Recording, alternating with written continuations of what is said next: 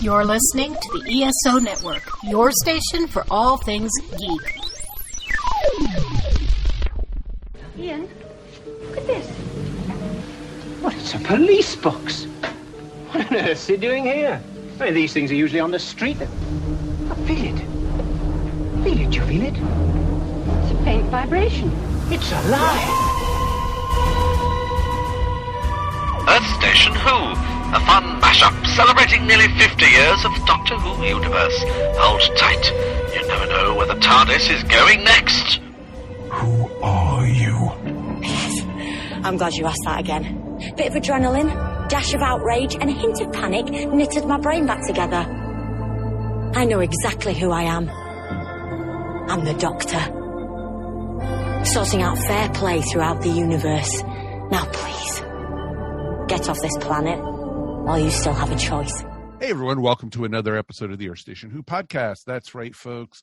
We are already on the 8th episode of Series 11 of Doctor Who. Man, this time has been flying by. And we got a great episode to talk about tonight. We have the Witchfinders, and it's going to be interesting. The Doctor and her friends, her companions, her compadres, Team TARDIS, whatever you want to call them, are going back to the 17th century, and there be witches around. So it's an interesting story to talk about. We got a great crew to talk about. Of course, let me welcome our regular Mary Ogle is here. Hi, everybody. It's great to be here. Can you believe 8 episodes down? I cannot believe it's been 8 episodes. Oh, man. Now I'm really feeling the shorter season. Mm-hmm, exactly. Usually we have, that's no big deal. We got 5 more episodes left. Nope. Not this time. Nope. Thanks, Chris, for shortening the Curse season. you, Chibnall. We've said that many times over the last few weeks, a couple times.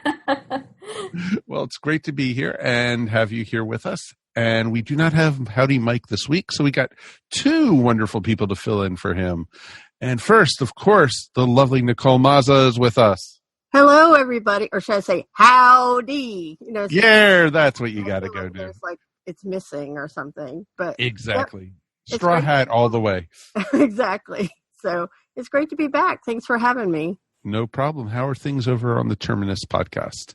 Pretty good. I'm getting past some technical and medical stuff, but I'm getting back into the groove and hoping to get my newest reviews out like very, very, very soon. So I was working on that this weekend. So fantastic. I love how your show's been growing. Oh, thank you. And you've been doing a fantastic job at it. Thank you so much. And of course, we figured since Mike Gordon isn't here, we said, let's bring in a scientist. And who else would we bring other than Dr. Scott Viguie himself? Hello, everyone. Dr. Geek, how are you, my friend? Oh, I'm doing great. Thank you so much for having me tonight. No problem. How have the first 8 episodes been for you so far? Oh, a lot of fun. It's been a bit of a wild ride, but I really do enjoy this new era, and I'm really looking forward to seeing what the New Year special is going to be. Yep, we got news this week, actually, that, we're definitely getting the New Year's special like we talked about last week on the show, and we got a first picture of Jodie with a scarf. Oh, my God. And it's already out of stock. Yeah. Well, it's a cute rainbow scarf. I think a lot of people want it. Yep. I think for many reasons they want that. Yeah. Which is pretty darn awesome. So I think, definitely looking forward to it. There's not really, all it says is something, that all 3 companions will still be with the Doctor and that they'll be doing some traveling for the New Year. So should be very interesting to see. Remember, folks, we are going to be talking all about the Witchfinders tonight. So if you haven't seen it, we are going to be spoiling it. How exciting! Spoilers! Okay, you've been warned. We do want to hear from you guys. Please write us at eswpodcast@gmail.com. Please, we'd love to hear what your thoughts were this episode. All right, let's get started and, let's jump in with both feet. It's a Doctor going back to 17th century England and right in the heart of the witch finding era and, people being burnt at the stake and just horrible time to be around. So it was the era of King James. So it was, it was not a very pleasant time in English history. And, this is when, they were working, you have the King James Bible, and this all came out of this era, with what happens partly in the story and some very interesting things. And I'm going to go out and say it right here. This is the first time I've been seeing what Mike Gordon had been talking about, how he said, the doctor should be the smartest person in the room, and she wasn't. Once again in this one. This is the first time I really noticed it. I liked the storyline. I liked, the overall feel of the story. I captured a really good mood, feel of the era. But I just was like, wow. Don't get me wrong. Jodie was fantastic as always. What about you guys? I agree. I think that this has been a really interesting regeneration because they've been trying to find a way to make her doctor different, but at the same time completely recognizable. And, still that common sense that no matter what happens, it's still the same person. And for me, I think what is interesting is I don't know if it's just because of the way they're approaching the stories, they're trying to be a little bit more realistic or what. I'm not quite sure what it is. But the doctor seems to be less effective in the speechifying. Usually the doctor can make some speech that can really turn people around.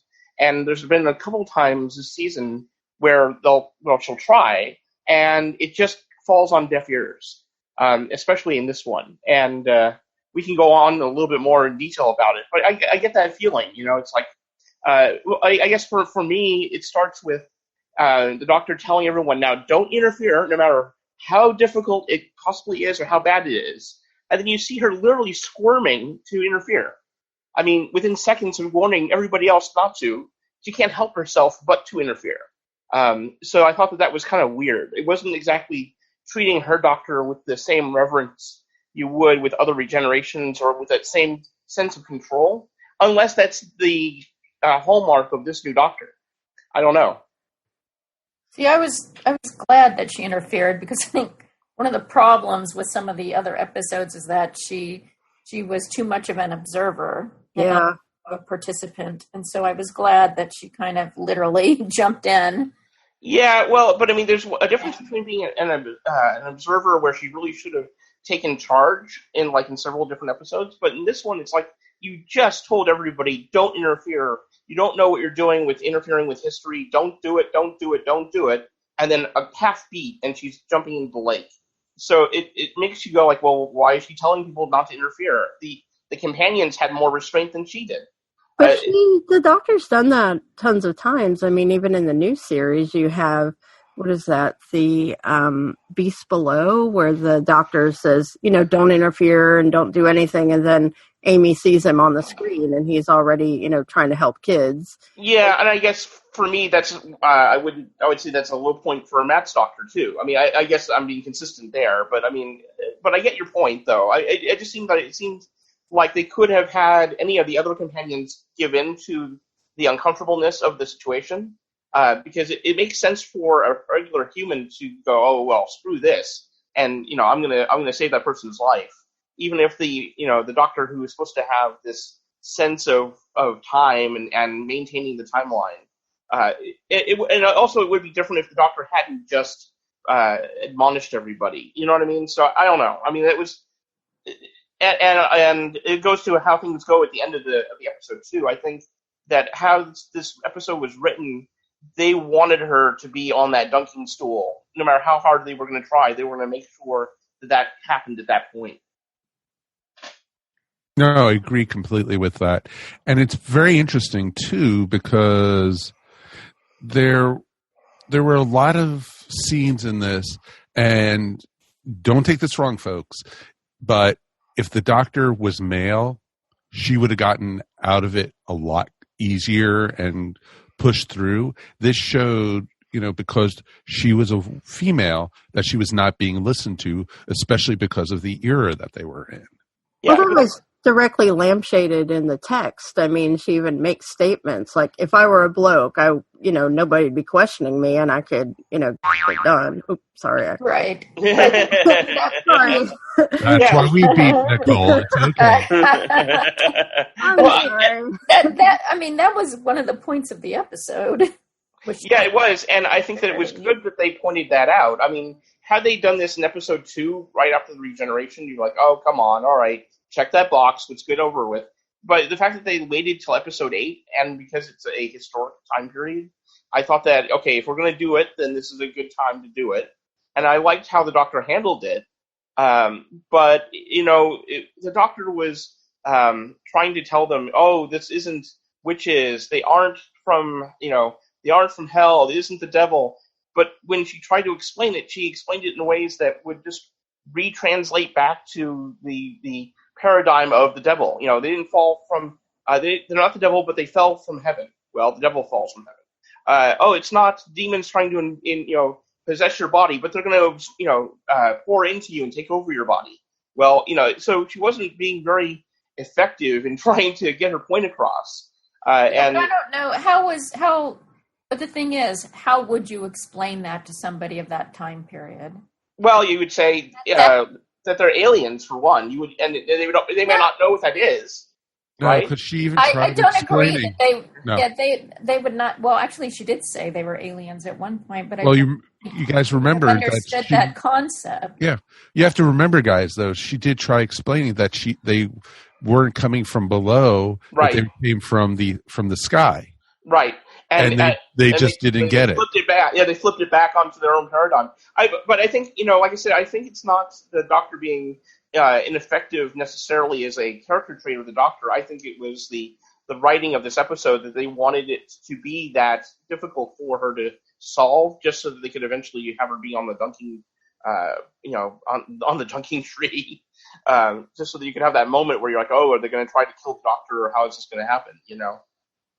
But I think that actually makes sense that they would think that. Yeah. I mean, it made more sense for them to think she was a quote unquote witch. Yeah. Than it did for their own neighbors. Yeah, especially with the magic wand of the sonic screwdriver. Put that away! Stop showing that to people. What are you doing?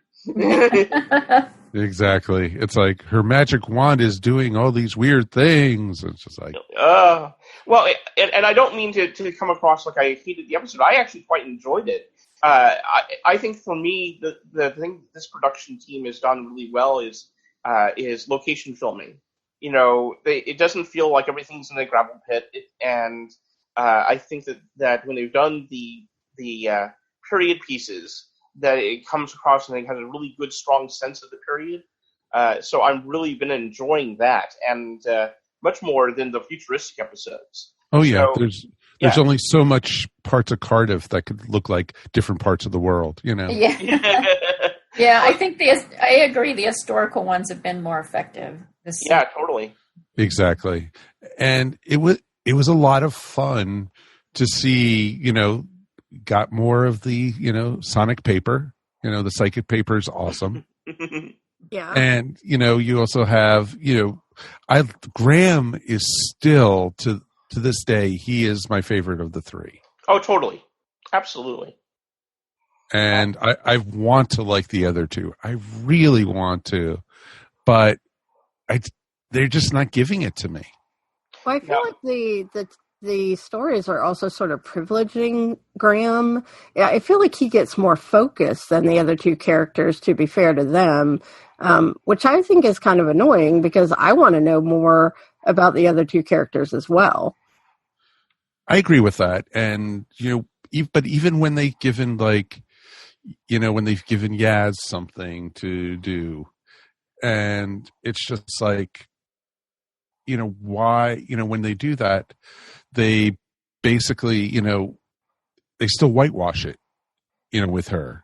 And I'm not sure they have really given Yaz something to do. Right. They try the same way that they give Graham. No, they have not. Even with the Indian episode, though, where she met her grandmother, it still was Graham. So I totally agree with everybody. I mean, when it comes to Graham, Do you feel like it's Doctor Who doing what they did before, where they said, okay, well, we have the Doctor, but we still need our man of action. So we'll create this companion that will play that part until they realize that the Doctor was the person of action. And then when they regenerated into Jodie, do you think that they went, well, we still need like the wise old man that's going to impart advice? I mean, I don't know if it was intentional, but every time they do something with Graham, he comes across as able to basically take everything in stride. You know what I mean? And he's kind of like the dad to every character they run into, being able to be personable and provide that kind of insight. And even like you guys said, even in the India episode, and where it should have been really a super showcase for Yaz. And it was, to a degree. I mean, it was dealing with her family. You can't get more personal than that. But still, he steals the show. No, I agree with that. And it's just interesting because there's been 2 episodes which should have been completely Yaz-centric. The Spider episode and the India episode, or Pakistan. Yeah. And, those stories should have been all about Yaz and rounded out her character. You met her family. You learned about her family's history. And I still feel like she's a big question mark. I have to say, actually, for me, I've been really enjoying Yaz. And I think one thing that I think some people might be struggling with is she doesn't really have a clear arc. She knows who she is.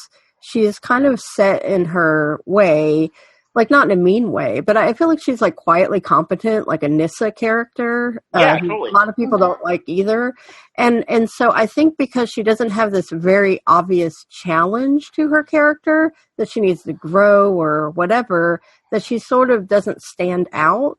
But I actually like that she makes a lot of intelligent choices.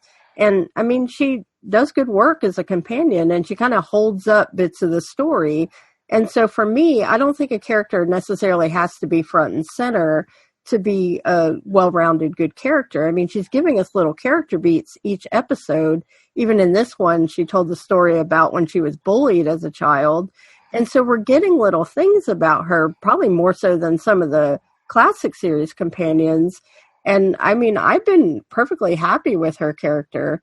I feel like they're kind of forgetting about Ryan a little more than Yaz in some cases, but I don't know. It's kind of open to interpretation. It's the crowded TARDIS team syndrome, right? Because you have a new Doctor that you want to spend time nurturing, but you also have these new companions, and you need to be able to spread the love to all of them. And sometimes it's easier to do that than others.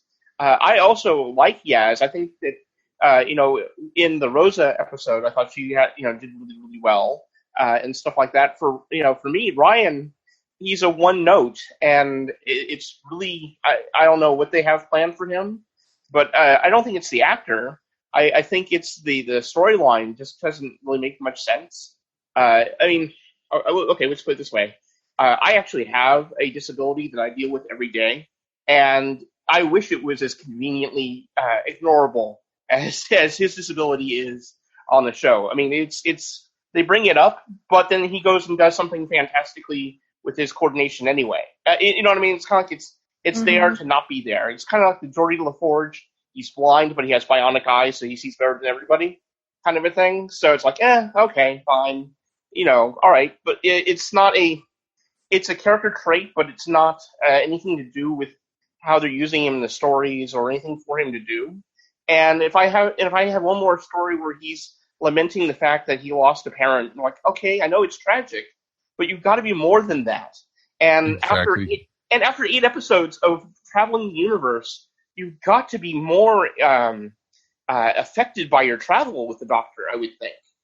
And he's still kind of comatose. I don't know. Well, he's not developing. Yeah. He's still at the same stage he was at from the beginning. And so now it's getting annoying because it's just the same behavior over and over again. We need to see some growth of character. I will totally scream, though, if in the final episode of the season he learns how to ride a bike. Oh, my God. I know, that would be terrible. Yeah, that would be really bad. And why doesn't the Doctor have some little thing for him to have, like a nutrient-injected jelly baby or something that will, fix his problem for him? I mean, it just seems like wait for it, right?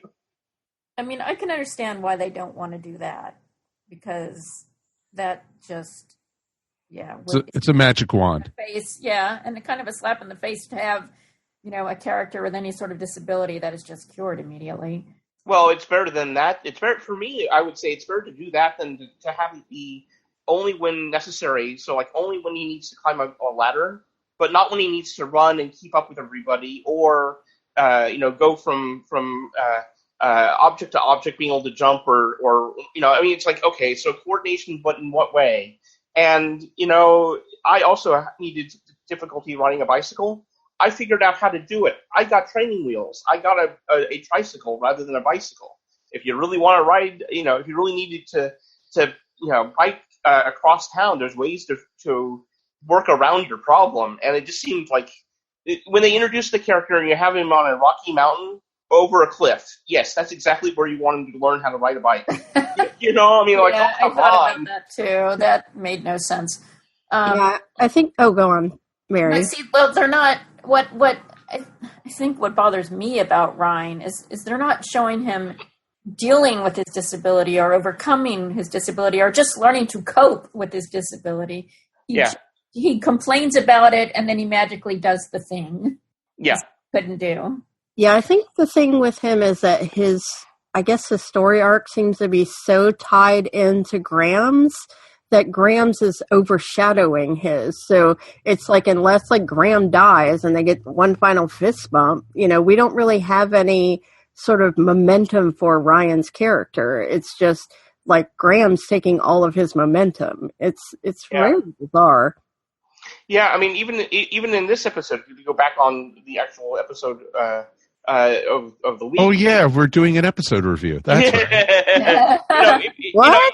You have Graham being, the imposter of the Grand Witchfinder because of the psychic paper, and I like how he completely deflects, going, we're actually a rather shallow organizational chart, and yeah, flat team structure. I think flat team structure, and everything, and then Ryan has this connection to King James, but it's it's kind of, I don't know, it's like his buddy pal or whatever. I mean, he at least he tried to participate in the story, but there really wasn't much. I mean, King James was a interesting take, and I have to say, when I heard that it was going to be witches, I'm like, oh, please do not go to Salem, and because that's been done 1,001 times.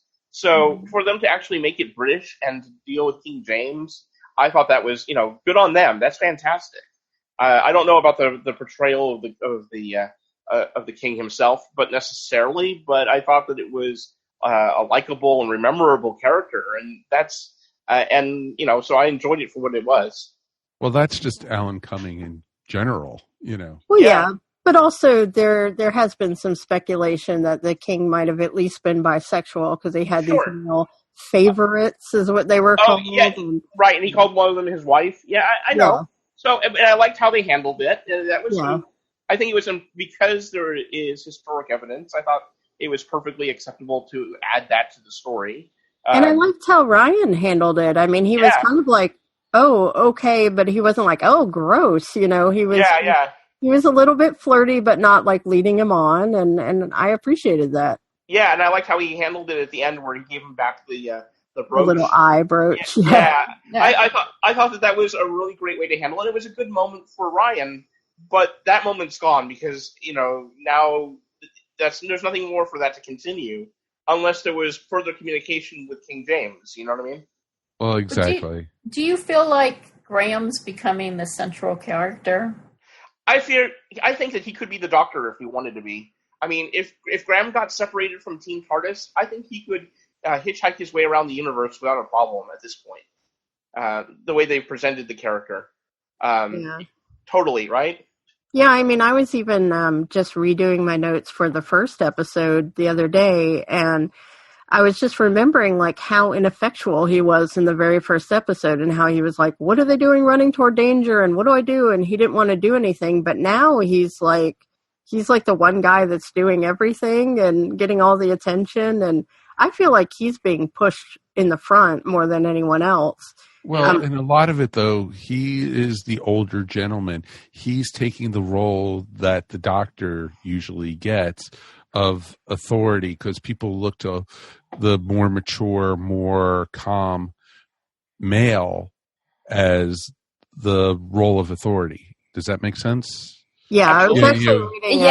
But that's a problem, right? Well, right. I was but that's society, and that's just but we don't have to parrot what society is promoting. Well, right. you do if you're going to be. Now that we have a female Doctor, I think there's a real danger of making Graham the central character. Well, and it becomes more highlighted in the historical one where everybody is going to, what you're talking about that society.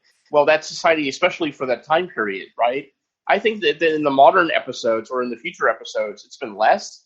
But when the people, like for example, in the episode with the hospital ship, and that was the conundrum, everybody, the Doctor acknowledges her identity, and they go, "Oh, I've heard of you," and they don't question the gender change or anything like that.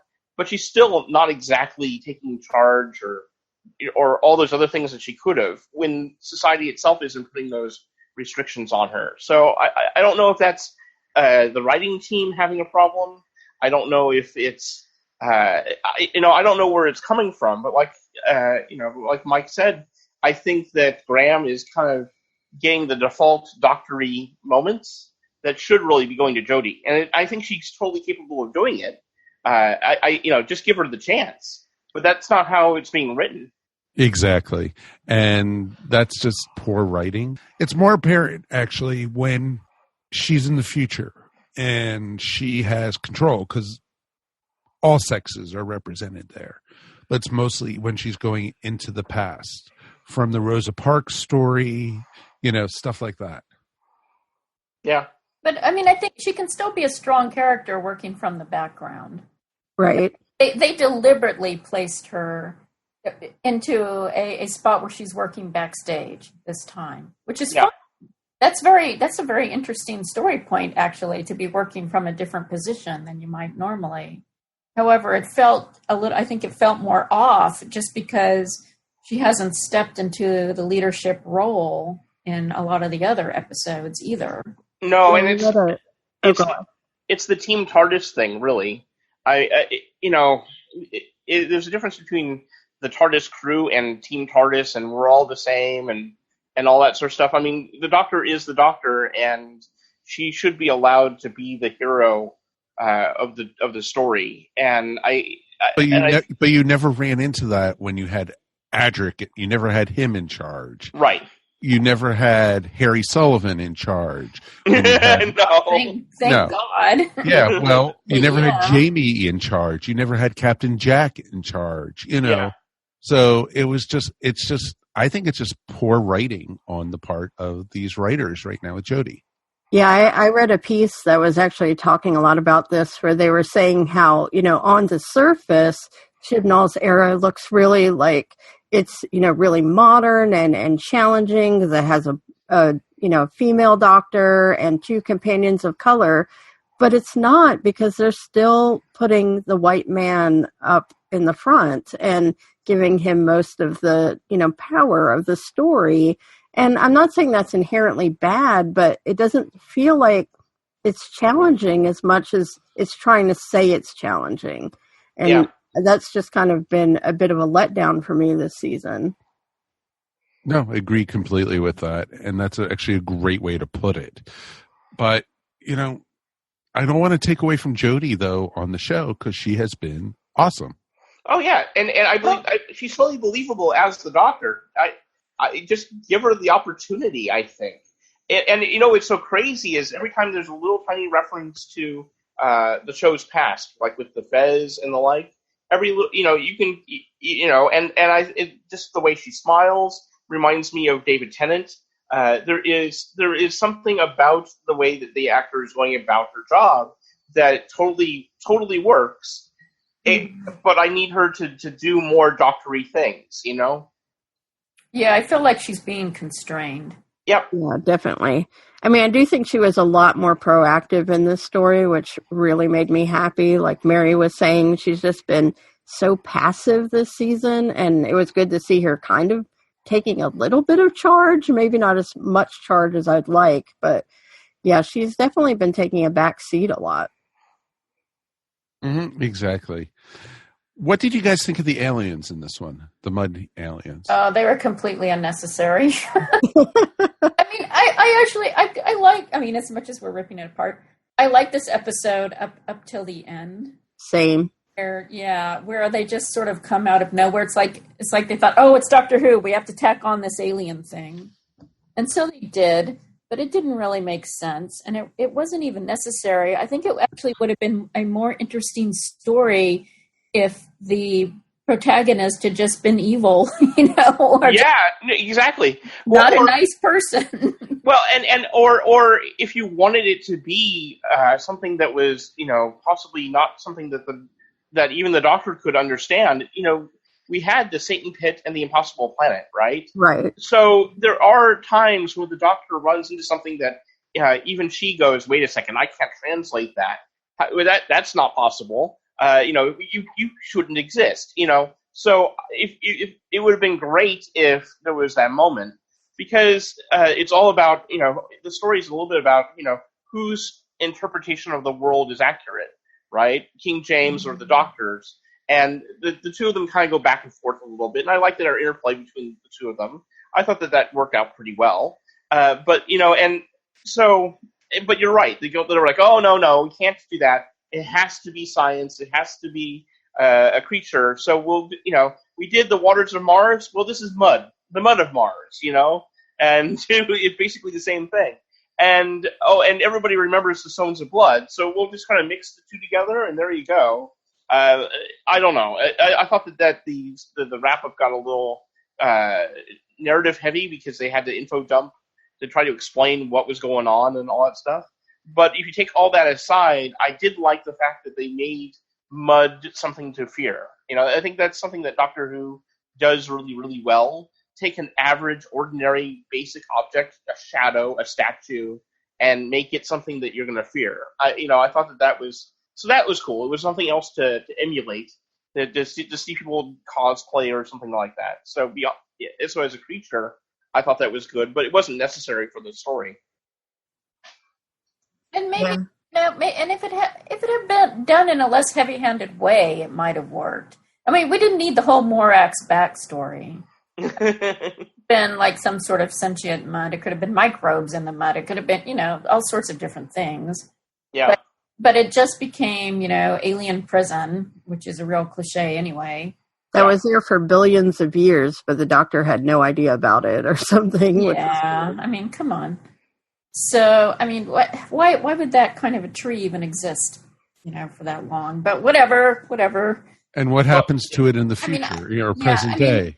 Yeah, I could hand wave some stuff, but it just was so heavy-handed, the way it was handled, that it just took you out of the rest of the story. Now, do you think that some of these stories... The villain less effective. Do you guys think that some of the story problems have been because of the American Writers' Room attempt at doing Doctor Who? I don't know. I've been wondering if there has been a writer's room or something, because I don't know. It's been kind of, I feel like a lot of the stories have been very first draft. Like, I've been really kind of mad about a lot of the series. It's okay. Like, I watch it and I'm like, that was something.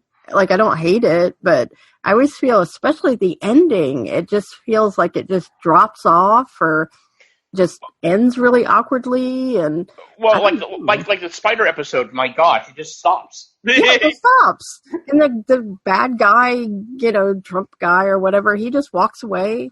Nothing really happens. You know, that's what we had mentioned. We had mentioned that in an earlier episode. Yeah, that there was a lot of loose ends in this season. They don't close it up. What happened to the spider in Yaz's parents' neighbor's apartment. Right. Or what the other ones that have escaped. Those are out there. Are they just going to grow big and die because they can't breathe and kill a bunch of people in the meantime?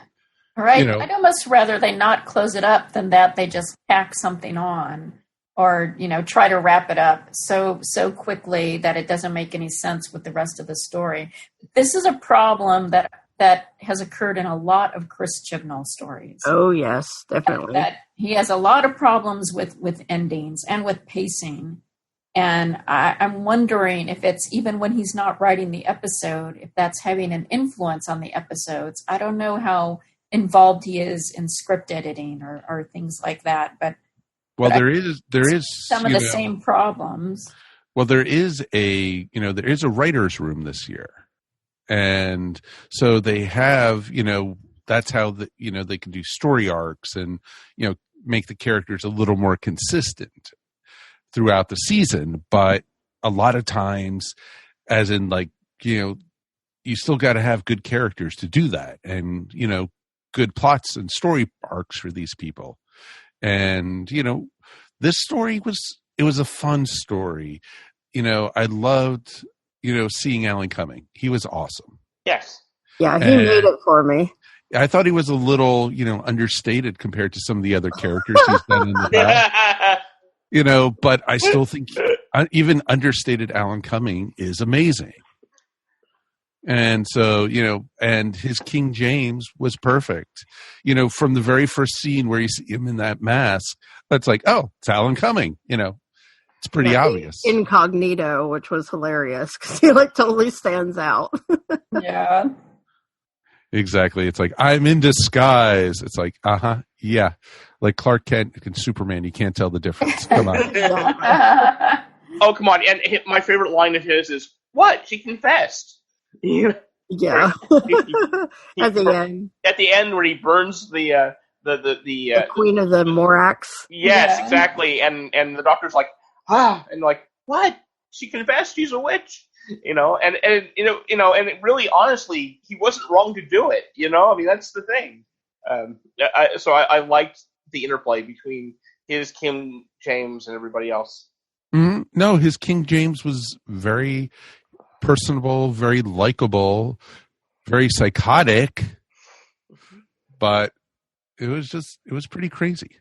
Yeah. I mean, I like that conversation where he explains his past and realizes that everybody who's ever been important to him has been killed or died mysteriously, and that it's kind of a miracle that he's still alive.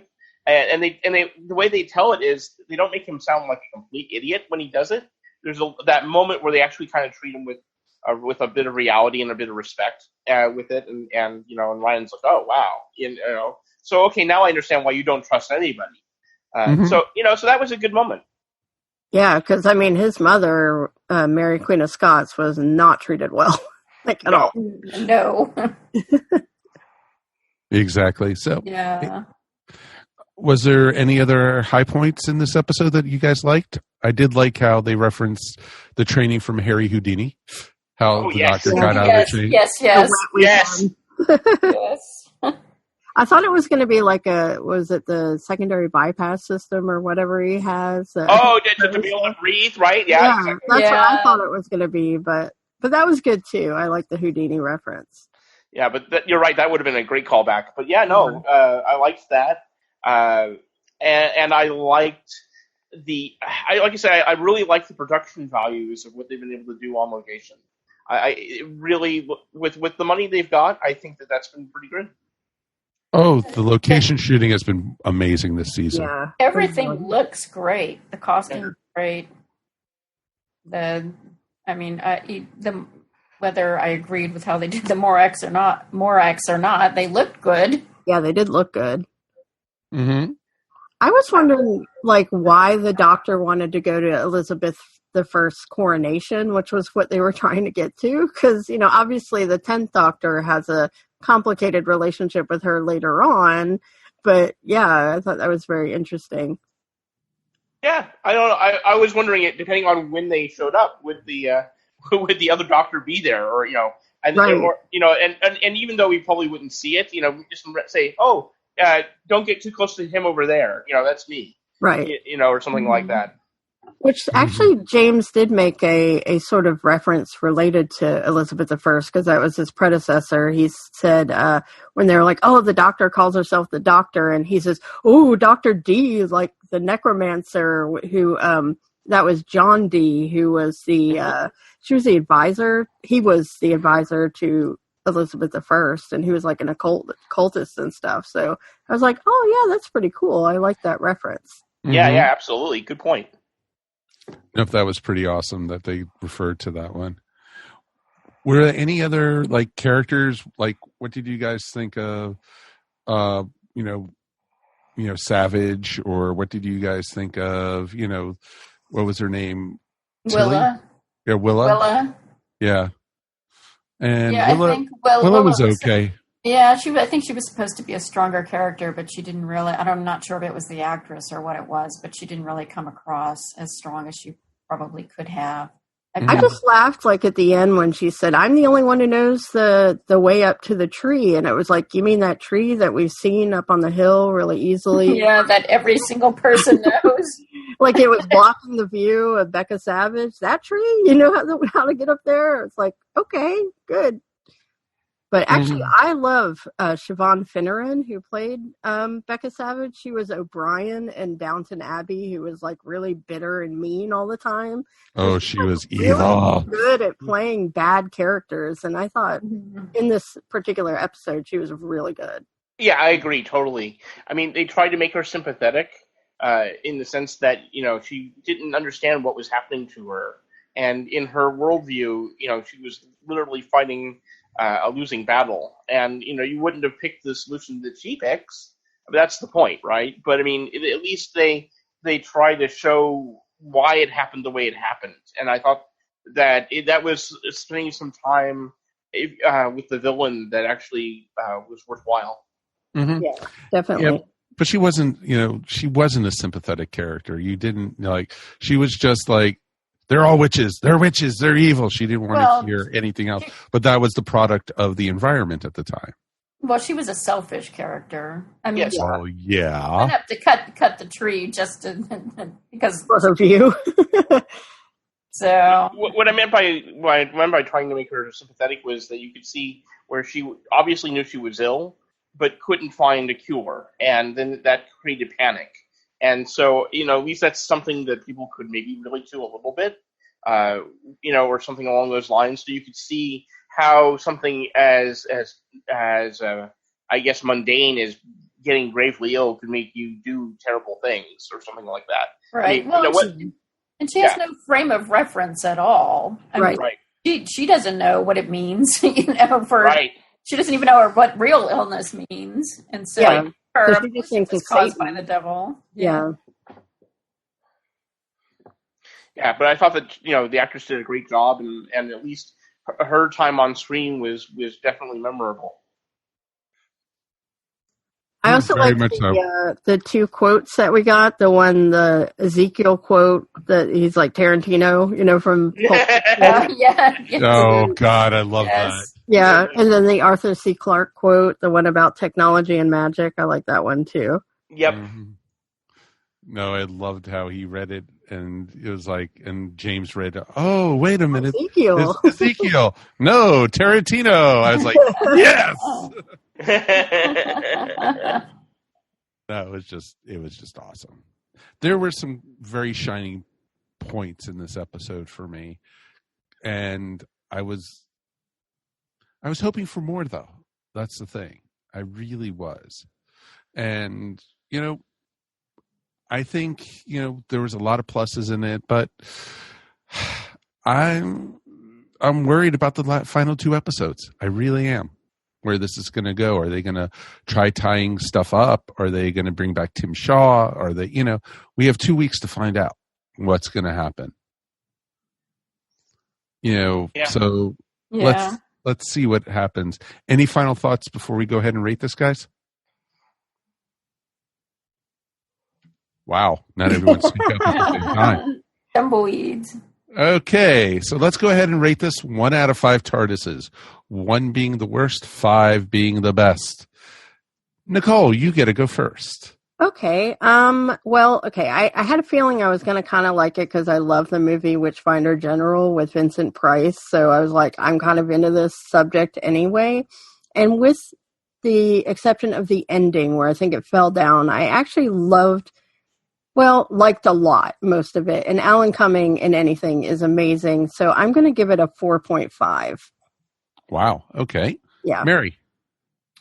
I'm going to give it a 3.5. I mean, to me, it was another it was a middle of the road episode, though it was elevated a bit by the story until the end, which just totally fell apart. But it still feels to me, and maybe this is just first season, with a new Doctor syndrome, but these episodes just kind of feel like they're stumbling around in the dark. Like they don't really know how to present Jodie's doctor, even though whenever Jodie is given something to do, she does it amazingly well. So it is not at all Jodie Whittaker. But I think writers they don't quite know where they're going. And part of that comes, I think, from Chris Chibnall's leadership or lack thereof. They don't feel coherent to me. Yeah. And I hope that changes. I really do, because I think they've got a good thing going here, and it could be pretty amazing if the writers just step it up. So, but this one, 3.5. Okay. Scotty. Can I just say ditto what Mary said?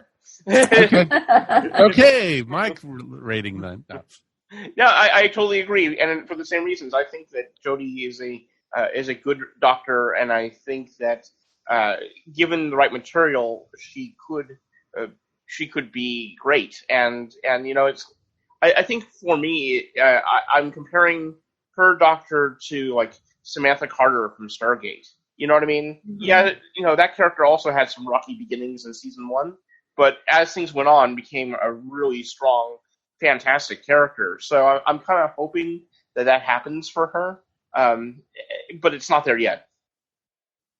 Okay, that's totally fair. This is going to be tough for me. I'm going to give this one a 3.25. It doesn't quite deserve a 3.5. For me, this story, it was started off very strong.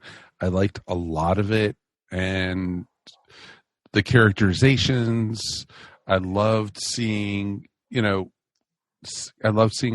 century England. I loved, the whole Puritan thing. I thought it was really very well done with, seeing the characters, and then Alan Cumming was just amazing. But the rest of the story, when they started with the tentacle coming out of the mud, it was just like, really? Really? You had to go there. You had to go there with aliens. And it was another open-ended story, because they've refixed the prison, but that area probably gets developed over the next how many hundreds of years, thousands of years. What happens to that tree? Is there a royal proclamation that no one shall touch that tree or something like that? It's just aching to happen all over again. And then to have the giant space appendage come out of the tree at the end, with the mouth on it. It's just like, oh God, no. And that's what brought it down for me. And I was just like, nah, 3.25. Jodie still is awesome, as I said a couple times. And it had Alan Cumming in Doctor Who. This is what we've been waiting. Hell, I wanted Alan Cumming to be the Doctor at certain points. Yeah, me too. Oh, totally. Yep. And I think it's 10 years too late, but I could have definitely seen him being like a Tennant type Doctor. Oh, totally. Well, it still could happen. Yeah. Yeah, possibly. You never know. If it's not him, it might be the guy from Fantastic Beasts. He looks way too much like Matt Smith. He dresses too much like that. So, yeah, it could be Alan Cumming in the future. I would be fine with that. I would not say no to it. I think they could do a lot worse. And, we definitely want to hear from you guys at home. Please write us at eswpodcast@gmail.com. All right, that wraps up this episode. Let's thank everyone for being here this week. Mary, we made it through another one, my dear. We did, and without our howdy guy. I know. It's just not as bright without a howdy here, you know? Nicole, you did a great job, but, you know, it's, you know. Yeah, I tried to say howdy, but it's just not the same. I know. But you guys can do the howdy. You guys did a great job. So let's thank everybody. Mary, anything you want to promote real quick? If anyone's interested in my artwork, please visit me at mariogold.com or on Etsy at eVisionArts. And Nicole, you want to promote your podcast? Sure. If you're interested in listening to another Doctor Who podcast that's on the ESO network, it is at terminus.libsyn.com. That'll probably get you there the easiest. And just another voice talking about Doctor Who. Exactly. And it's a great show, folks. Definitely listen to it. Thanks. And Dr. Scott, you're on a Doctor Who podcast now also. Yes. Transmissions from Gallifrey with the people from the Transmissions from Atlantis podcast. So we're doing that on the ESO network. And I'd like to promote my upcoming appearance on the ESO mothership to be talking about science coming up. That's right. Next week. Yes. We're going to be talking all about science. Now with the new Mars lander, it's even more important. I know, right? Could not come at a better time. Exactly. Awesome, man. Thank you guys so much for joining us. We will be back again next week, and we are going to be looking at the episode It Takes You Away. Episode 9 already, folks. Oh, my God. Oh. I know. I can't believe it. Too soon. Way too soon. So we will see you guys next week. Talk to you later. Peace. And we are done. Boom. So next episode, we're going to find out that it's an ancient Time Lord secret. It's Calgon crystals. That's what I was thinking. Calgon, take me away. Exactly. Boom. We're done. You have been listening to Earth Station Who, a bi-weekly pop culture podcast dedicated to all things Doctor Who, featuring talents from across the universe. All topics on the show are the sole opinions of the individual and are used for entertainment value alone. You subscribe to our podcast up on iTunes, Stitcher, or follow our blog at www.esopodcast.com. You can also follow us up on Facebook, Twitter, or Google+. If you enjoyed the show, please leave feedback up on iTunes. Hey, this is Mike. A few months back, I was given the assignment of creating a new promo for the Earth Station 1 podcast. I figured I had a ton of time, but I kind of got distracted. Go figure. And we realized we had somehow missed our deadline. So here I am late at night trying to figure out something creative to get you to listen to our show. I guess I could just use my announcer voice. Listen to the Earth Station 1 podcast. For almost 9 years, we've been bringing your inner geek out to play. We're a founding member of the ESO network, and you can find us up on most media players like iTunes, Stitcher Radio, or wherever fine podcasts are found. I think that might work.